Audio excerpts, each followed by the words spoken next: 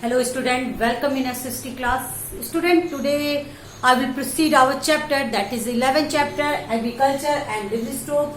And before few days we had read some points to related this chapter, like there's a two types of crops. One is food crop जो कि आपके human purpose के लिए लगाए जाते हैं. Then second is cash crops जो कि आपके कमर्शियल पर्पस के लिए लगाए जाते हैं. तो फूड क्रॉप्स में हमने पढ़ा था rice, wheat, milk and pulses. And cash crop जो कि कमर्शियल पर्पस के लिए होता है, उसमें आपकी कैटेगरी है spices, cotton, rubber and oil sheet, coffee and one spices, sugar cane. इन सबों के ये सारी कैटेगरीज आपके जो है आपके कैश क्रॉप में आते हैं, जिसमें हम लोगों ने sugarcane, oil seeds, spices, cotton, jute, coffee के बारे में पढ़ लिया है. आज हमारी जो टॉपिक है वो है टी से रिलेटेड.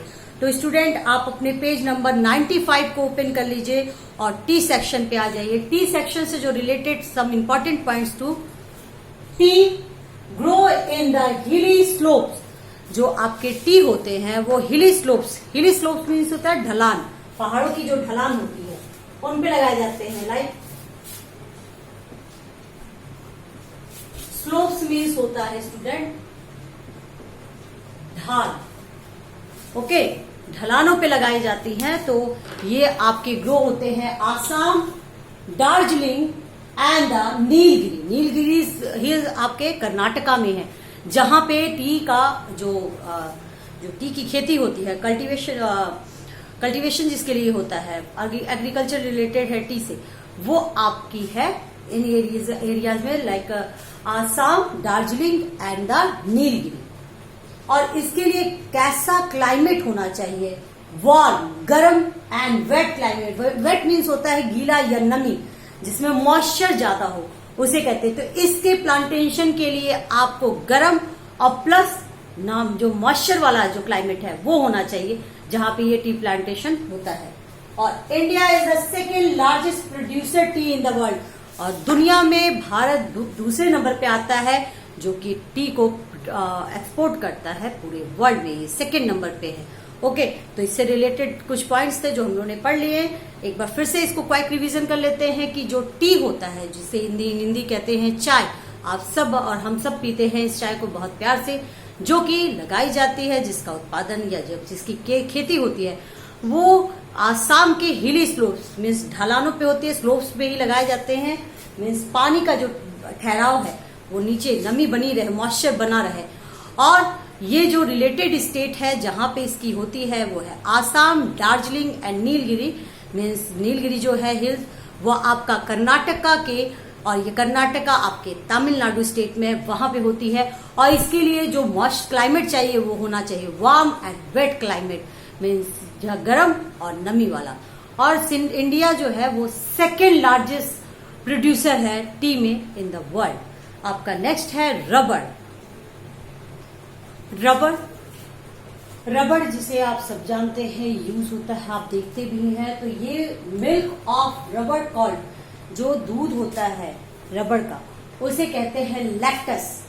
और ये निकलता है पेड़ों से, ये जो रबर ट्री होती है उससे निकलते. और ये निकालने का कुछ तरीका ऐसा होता है कि ये जो ट्री होते हैं रबर ट्री, इसमें एक कट कर देते हैं लाइक स्मॉल होल, और उससे ज्वाइन कर देते हैं एक बकेट को ज्वाइन कर देते हैं.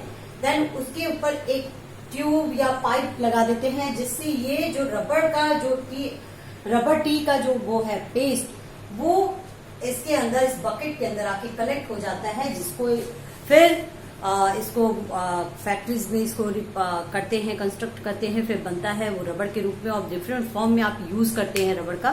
तो जो पेड़ों से निकलने वाला रबर है उस प्रोसेस को कहते हैं latex. Milk of rubber called latex is extracted from the rubber tree. And Kerala is the largest producer of the rubber in India. जो केरला हमारा भारत का एक राज्य है, जहां पे ये लार्जेस्ट नंबर में सबसे बड़ा उत्पादक राज्य है आपका केरला रबर के मामले में. स्टूडेंट, अब आपको पढ़ना है green revolution. Means in Hindi हरित क्रांति ये क्या होती है। तो अभी तक के जो हम लोग ने टॉपिक पढ़े स्टूडेंट, वो हम लोग ने कैश क्रॉप से रिलेटेड आपका पढ़ा था, sugarcane, oil seed, spices, cotton, jute, coffee, tea, rubber. तो आपके ग्रीन रेवोल्यूशन से को शुरू करने से पहले एक बार हम लोग क्वाइक रिवीजन उस स्टेट को या इंडिया किस मामले में फर्स्ट है या सेकंड है रैंक पे, एक चार्ट के थ्रू हम लोग समझ लेते हैं तो वो हमें इजीली याद हो जाता है। और आपके लिए भी अच्छा है कि अगर आप इसको कॉपी पे राइट डाउन कर लेते हैं एक साइड कि कौन सा किस मामले में इंडिया सेकंड है, किस मामले में फर्स्ट है प्रोड्यूसर में, वो आपके लिए इजी एक तरीका हो जाएगा कि लर्न करने का। तो एक बार हम लोग ग्रीन रिवोल्यूशन से पहले इसको लिख लेते हैं। सो स्टूडेंट, ये आपके सामने है, India is the world largest producer of jute in the world. Jute के उत्पादन में भारत का, इंडिया जो हमारे इंडिया है वो वर्ल्ड में सबसे लार्जेस्ट प्रोड्यूसर है जूट के मामले में। सेकेंड लार्जेस्ट प्रोड्यूसर, दूसरे नंबर के उत्पादन मीन्स फर्स्ट, इससे पहले फर्स्ट कंट्री होगी, फिर सेकेंड कंट्री हमारी इंडिया है जिस उत्पादन में, वो है आपके राइस, वीट मीन्स राइस चावल, गेहूं, गन्ना एंड टी मीन्स चाय। इसके उत्पादन में हमारा इंडिया सेकेंड लार्जेस्ट प्रोड्यूसर है। और स्टेट के मामले में कहा जाए तो केरला लार्जेस्ट प्रोड्यूसर है रबर के मामले में।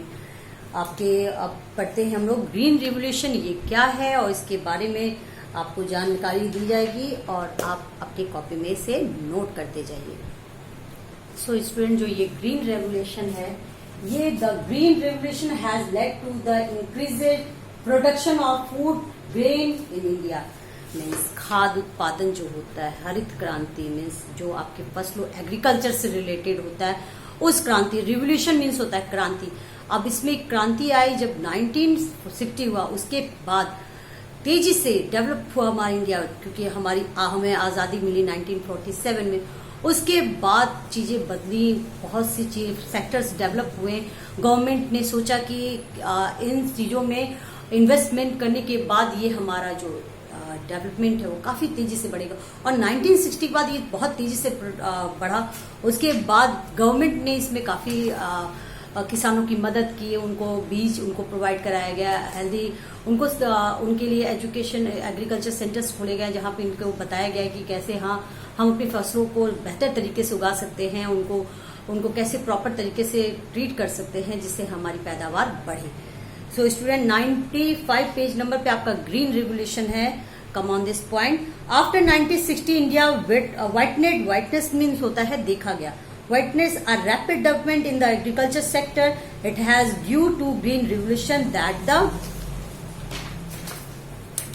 food production increases. ये देखा गया कि 1960 के बाद जब हमारी तेजी से डेवलपमेंट शुरू हुई एग्रीकल्चर सेक्टर में, तो ये ग्रीन रेवोल्यूशन जो है वो फूड प्रोडक्शन बहुत बेहतर तरीके से एग्रीकल्चर डेवलप हुआ, फूड पर खाद्य उत्पादन तेजी से बढ़ा।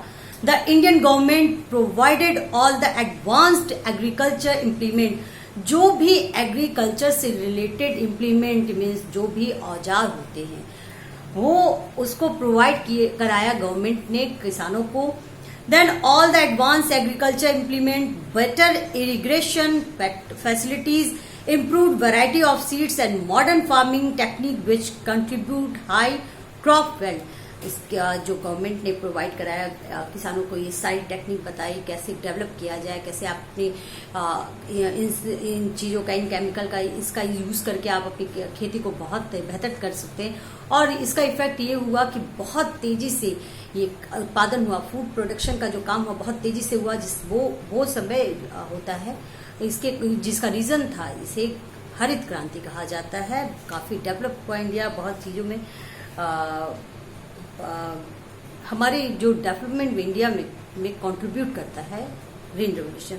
Next is cattle rearing. Cattle rearing student क्या होता है उसके बारे में हम पढ़ते हैं नेक्स्ट पॉइंट में। कैटल रियरिंग मीन्स होता है पशुपालन। जो हम अपना प्रोडक्ट्स करते हैं मीन्स आपको, जैसे आपके घरों में दूध आता है, बहुत से घरों में ये पाला भी जाता है और इससे हमें इनकम भी मिलती है।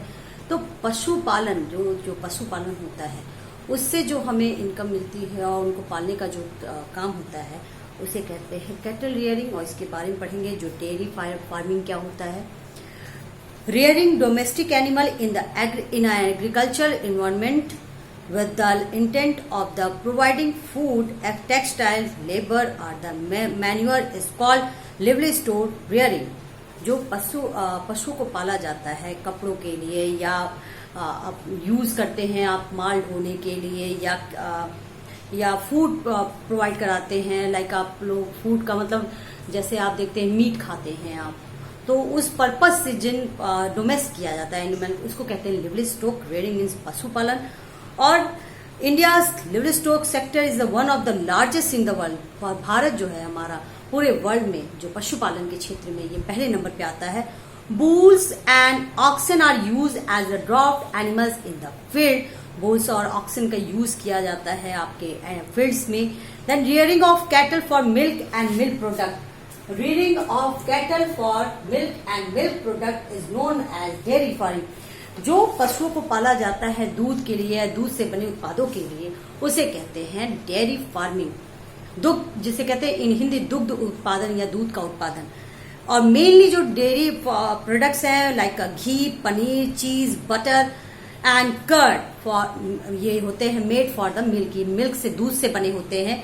Goats and sheep are some other farm animal rear for the milk and meat. जो आपके गोट और शिप हैं इनसे तो आपको मिल्क जो मिलता है ही मिलता है, उसके अलावा आपको इनसे मीट भी मिलता है। बहुत से लोग खाते भी होंगे तो जानते हैं कि इसका क्या यूज होता है। Rearing of hens and duck for eggs and meat. और जो हैंस होते हैं मुर्गियां होती हैं या बत्तख होते हैं वो अंडों के लिए प्लस उनके मीट का भी यूज करते हैं। Has also develop well with the introduction of improve breeds. तो पशु मीन्स अपने ह्यूमन पर्पस जो हम पालते हैं पशुओं को डोमेस्ट करते हैं, चाहे वो मिल्क के रूप में हो या फूड प्रोडक्शन के रूप में हो या एज अ लेबर उसको माल ढोने के काम में आता है। तो उन पर्पस से जो हम पशुओं को पालते हैं उसे कहते हैं लिवस्टॉक रेयरिंग पशुपालन। और ये इनका बहुत सी चीजों में यूज होता है, ना कि सिर्फ फूड प्रोडक्शन के लिए, उनका अदर पर्पस के लिए भी होता है। तो ये और हमारा इंडिया जो है वर्ल्ड में लार्जेस्ट प्रोड्यूसर है, प्रोडक्ट लार्जेस्ट नंबर पे आता है आपके इस सेक्टर में, लिवस्टॉक सेक्टर में। और बहुत से एनिमल्स आप लोग जानते ही हैं, बहुत से लोग किसानी फार्मिंग क्षेत्र से हैं तो वो जानते हैं बुल्स और ऑक्सन का यूज। कुछ लोगों के घर में मुर्गी पालन या डक का जो होता है वो पालते हैं, उनसे एग्स मिलते हैं, उनका मीट भी यूज करते हैं। तो ये सब मैनी वेज में हम यूज करते हैं। और मिल्क का तो बहुत यूज है, like paneer, cheese, butter, ghee and lots of product like curd हम मेड करते हैं मिल्क से। तो स्टूडेंट आज हम इस टॉपिक को यही स्टॉप करते हैं। आपका नेक्स्ट पढ़ता है व्हाइट रिवोल्यूशन जिसे कहते हैं श्वेत क्रांति। ये हम कल स्टार्ट करेंगे और इसके साथ हम लोग एक्सरसाइजेस भी शुरू करेंगे। सो स्टूडेंट मैंने जो कल आप लोग को होमवर्क दिया था आई थिंक आप सब लोगों ने कर लिया होगा। तो आपका एक होमवर्क आज ये है कि आप ये जितने भी पॉइंट मैंने डिस्कस किए हैं उसे एक बार फिर रिवाइज कर लीजिए, क्योंकि कल हम स्टार्ट करेंगे अपने एक्सरसाइजेस के। तो जब मैं एक्सरसाइजेस को डिफाइन करूंगी, एक्सप्लेन करूंगी तो आपको इजीली समझ में आ जाएगा। बहुत इजी होमवर्क है, आपको इस चैप्टर को फिर से पढ़ना है। और जो मैंने पॉइंट आपको राइट डाउन कराया है कि आप अपनी रफ कॉपी में या होमवर्क कॉपी में लिखिए, तो उसको अपने सामने रख के इस वीडियो को देखिएगा और चीजों को पढ़िएगा तो आपको इजीली समझ में आ जाएगा। Okay, now thank you so much.